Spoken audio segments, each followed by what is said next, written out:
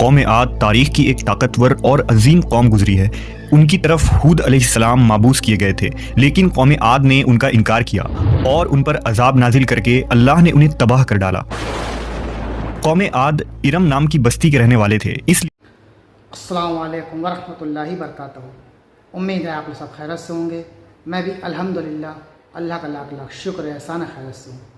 آج انشاءاللہ جس ویڈیو میں ریئیکشن ہے دوستو، بڑی امپورٹنٹ، بڑی عبرتناک ویڈیو یہ ویڈیو ہے قوم عاد۔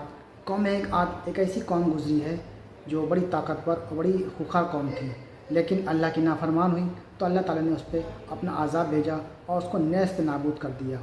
تو آج کا جو ہمارا ویڈیو ہے دوستو اسی ٹاپک پہ ہے۔ ویڈیو کو اینڈ تک ضرور دیکھیے گا اور دیکھا بھی کریے ویڈیو اینڈ تک، کیونکہ ویڈیو بنانے میں دوستو بڑی محنت لگتی ہے، ٹائم برباد ہوتا ہے۔ آپ لوگ سپورٹ کریں گے تو اور زیادہ انشاءاللہ اچھی سے اچھی ویڈیو بنائیں گے۔ تو ویڈیو کو اینڈ تک دیکھا کریے اور زیادہ سے زیادہ ویڈیو کو شیئر کیا کریے اور عبرت لیا کریے۔ ہر ویڈیو سے اس میں کچھ اچھا بھی ہوتا ہے، کچھ برا بھی ہوتا ہے، تو اچھی کو اپنایا کریے، برائی کو چھوڑ دیا کریے۔ تو چلیے آئیے پہلے ہم ویڈیو اسٹارٹ کرتے ہیں بنا دیری کے، پھر اس کے بعد انشاءاللہ بات کرتے ہیں۔ چینل پر نئے ہوں تو سبسکرائب کریے گا، قیمتی رائے اپنے کمنٹ باکس میں ہمیں ضرور بتائیے گا۔ قوم عاد تاریخ کی ایک طاقتور اور عظیم قوم گزری ہے۔ ان کی طرف ہود علیہ السلام مابعوث کیے گئے تھے، لیکن قوم عاد نے ان کا انکار کیا اور ان پر عذاب نازل کر کے اللہ نے انہیں تباہ کر ڈالا۔ قوم عاد ارم نام کی بستی کے رہنے والے تھے، اس لیے انہیں عاد ارم بھی کہا جاتا تھا۔ یہ علاقہ عدن کے گرد و نواح میں آباد تھا۔ یہ لوگ بہت ہی لمبے قد اور مضبوط قامت کے لوگ تھے۔ اپنی طاقت و قوت کے بل سے یہ لوگ بہت جلد پورے یمن پر قابض ہو گئے۔ ان پر کئی بادشاہوں نے حکومت کی، مگر دو بادشاہ ایسے آئے جن کی حکومت عظیم اور جاہ و جلال والی تھی۔ ایک کا نام شدید اور دوسرے کا شداد تھا، جو بھائی تھے اور اپنے زمانے میں بے شمار لشکر و خزانے جمع کیے تھے۔ یہ دونوں بھائی ارم بن سام بن نوح کی اولاد میں سے تھے۔ ان کی کل حکومت عمان، یمن، عدن اور شمالی عرب کے علاقوں پر تھی۔ جب شدید کی موت واقع ہوئی تو پوری حکومت شداد کو مل گئی۔ اس نے تمام قبائلی سردار اور بادشاہوں کو اپنا مطیع و فرما بردار بنا لیا اور اس طرح پوری جنوبی عرب اس کے کلمروں میں شامل ہو گئی۔ اس نے اپنی حکومت کو عروج تک پہنچا دیا۔ دنیا کے دیگر ممالک کے بادشاہ اس کے باج گزار ہو گئے۔ اس تسلط اور غلبے نے اس کو اتنا مغرور و متکبر کر دیا کہ اس نے خدائی کا دعویٰ کر ڈالا۔ اس وقت کے علماء اور پیغمبروں کے پیروکار نے اسے سمجھایا اور عذاب الہی سے ڈرایا، مگر وہ کہنے لگا، میرے پاس اب دولت و حکومت سب کچھ ہے، اب خدا کی عبادت کی ضرورت نہیں اور میں اب کسی کی اطاعت نہیں کروں گا۔ شداد نے حضرت ہود علیہ السلام کی زبان سے یہ سن رکھا تھا کہ جنت کیسی ہوگی اور اس کی نعمتیں اور خوبصورتی کا کیا عالم ہوگا، اس لیے اس نے زمین پر جنت بنانے کا ارادہ کیا۔ وہ کہتا تھا، مجھے اس جنت کی ضرورت نہیں ہے جو خدا نے بنائی ہے، ایسی جنت تو میں خود دنیا میں ہی بناؤں گا۔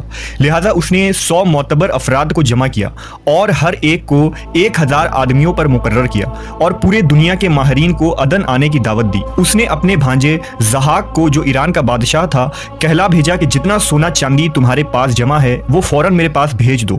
زحاک نے ایسا ہی کیا۔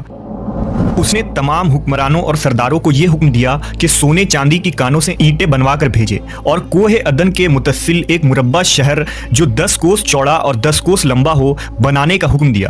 اس کی بنیادیں اتنی گہری کھدوائی کہ پانی کے قریب پہنچا دی، پھر ان بنیادوں کو سنگ سلیمانی سے بھروا دیا۔ جب بنیادیں بھر کر زمین کے برابر ہو گئی تو اس پر سونے چاندی کی اینٹیں کی دیواریں چنی گئی۔ ان دیواروں کی بلندی اس زمانے کے گز کے حساب سے 100 گز مقرر کی گئی۔ جب سورج نکلتا تو اس کی چمک سے دیواروں پر نگاہ نہیں ٹھہرتی تھی۔ یوں شہر کی 4 دیواری بنائی گئی۔ اس کے بعد 4 دیواری کے اندر 1000 محل تعمیر کیے گئے۔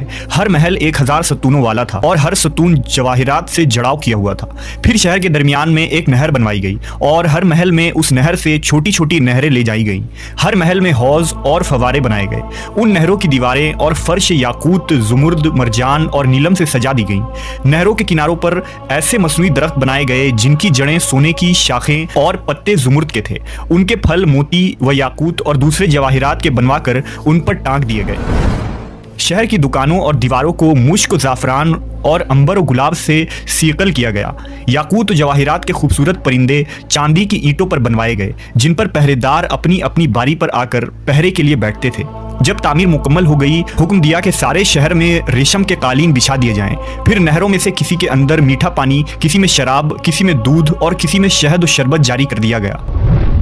रिवायतों में आता है कि इस जन्नत को बनाने में 300 साल लगे और शद्दाद की उम्र 900 साल के करीब थी। बाग इरम के मुकम्मल होने के बाद वो अपने लाओ लश्कर के साथ मुतकब्बिराना अंदाज में शहर की तरफ रवाना हुआ।